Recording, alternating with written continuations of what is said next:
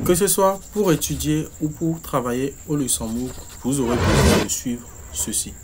Salut à tous et bienvenue dans cette nouvelle vidéo dans laquelle nous allons parler d'un sujet important, que ce soit au niveau des études ou que ce soit au niveau du travail en destination du Luxembourg. Il vous est demandé la reconnaissance ou l'équivalence de votre diplôme ou de vos diplômes. Donc, dans cette vidéo, nous allons vous présenter en fait comment est-ce que sur le site vous pouvez déjà faire les démarches pour l'obtention de ce document ou de ces documents. Alors, pour ceux qui nous suivent pour la première fois, je suis Biwis Makou, manager de l'entreprise digitale Be-Money for All.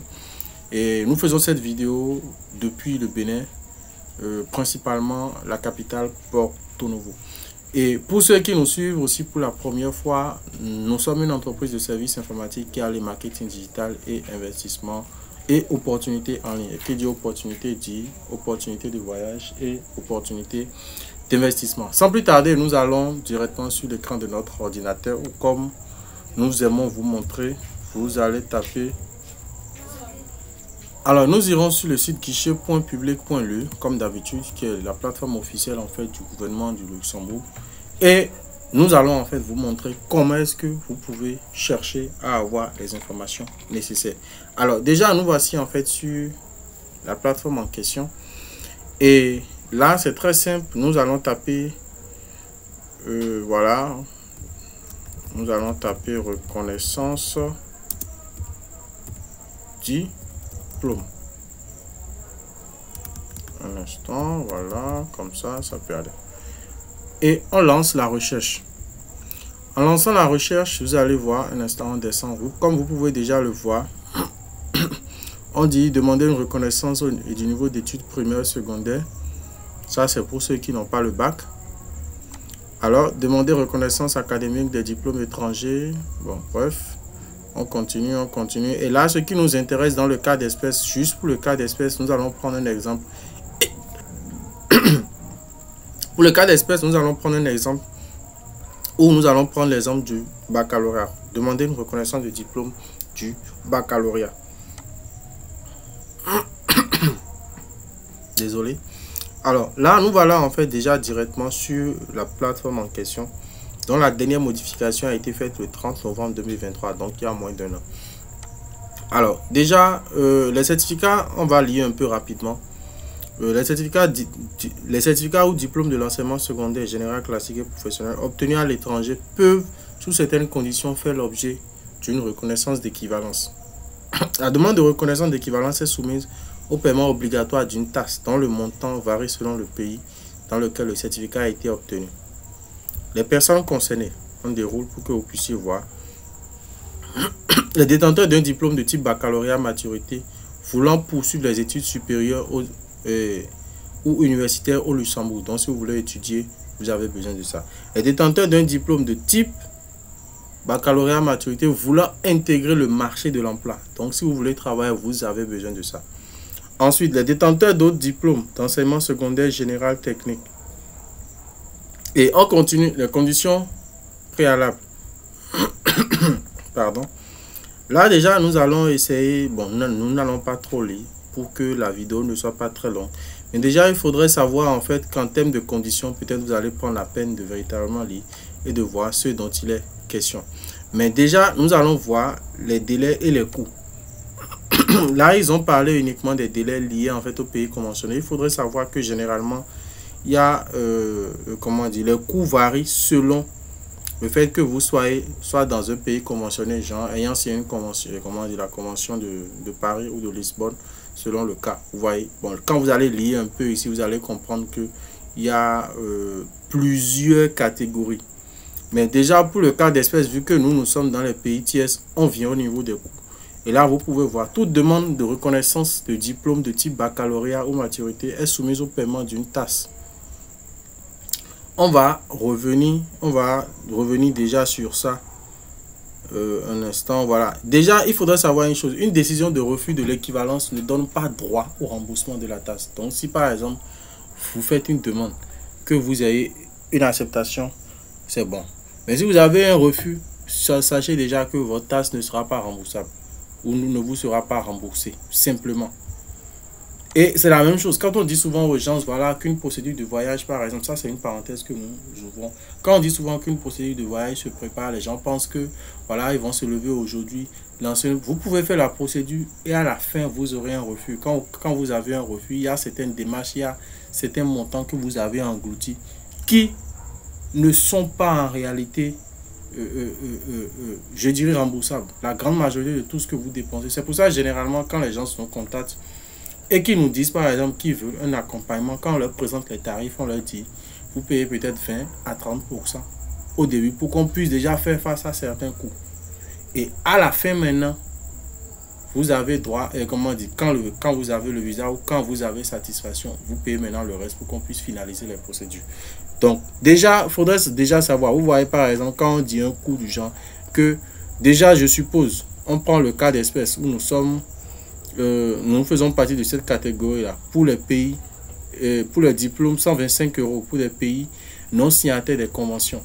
Quand on vient ici et quand on va sur Google et on tape par exemple convertir euros en francs CFA en fonction de votre monnaie, c'est que vous allez déjà vous rendre compte que les coûts ne sont pas négligeables. 125 €, ça vous fait déjà minimum, ça vous fait déjà environ 82 000 francs CFA. Or, quand vous ne savez pas, déjà, c'est que vous allez payer, mais après une certaine période, si vous n'avez pas de retour, à qui est-ce qu'il faut s'en prendre? Puisqu'ils vous ont dit que c'est déjà, comment dire, que c'est pas remboursable. Alors, déjà, ils ont dit modalité pratique, modalité de la procédure de demande. La demande de reconnaissance peut être introduite soit par email, soit par un courrier postal, soit par formulaire en ligne. La composition du dossier de certificat et diplôme issus de pays ayant signé les conventions, ça ne nous concerne pas. On va descendre. Voilà. Composition du dossier pour les certificats diplôme de pays tiers. Les documents suivants sont à joindre au dossier. Une demande écrite qui mentionne le motif de l'introduction du dossier. Ensuite, un CV mentionnant entre autres le cursus scolaire ainsi que la date et le lieu de naissance. Une copie d'une pièce d'identité, carte d'identité, passeport, titre de séjour en cours de validité, une copie des certificats ou diplômes uniquement pour les bénéficiaires du statut de protection internationale, une pièce qui atteste que le demandeur s'est vu octroyer ce statut au Luxembourg. Dans le cas d'espèce, c'est pas demandé, bon, vu que ça c'est un cas particulier, généralement pour la grande majorité de ceux qui nous suivent, ils n'ont pas besoin de ça. Ici maintenant, une preuve de paiement de la taxe, donc vous pouvez déjà payer la taxe et joindre ça. Donc si par exemple déjà à ce niveau vous n'avez pas de CV qui répond en fait à ce critère là, vous pouvez déjà nous contacter. Nous allons laisser notre numéro dans la description. On continue. Le demandeur doit aussi joindre au dossier un certificat ou diplôme attestant la réussite d'au moins 3 années d'études supérieures ou universitaires dans un pays membre de l'UE. Donc si vous n'avez pas ça, ou une preuve d'inscription à un institut d'études supérieures ou universitaires dans un pays membre de l'Union européenne, ainsi que la liste des matières examinées au baccalauréat, par exemple relevé de notes. Donc quand on vous demande souvent les relevés de notes là, c'est pas par hasard, c'est fait de façon express. Un diplôme délivré par un institut d'enseignement supérieur reconnu par un état tiers, sanctionnant le cycle d'études supérieures d'une année d'au moins 3 ans, d'une durée d'au moins 3 années, bac plus 3. Accompagné du certificat de langue d'un niveau B2 du cadre. Bon, bref, on ne va pas lire toutes les informations, mais déjà on vous a montré le nécessaire.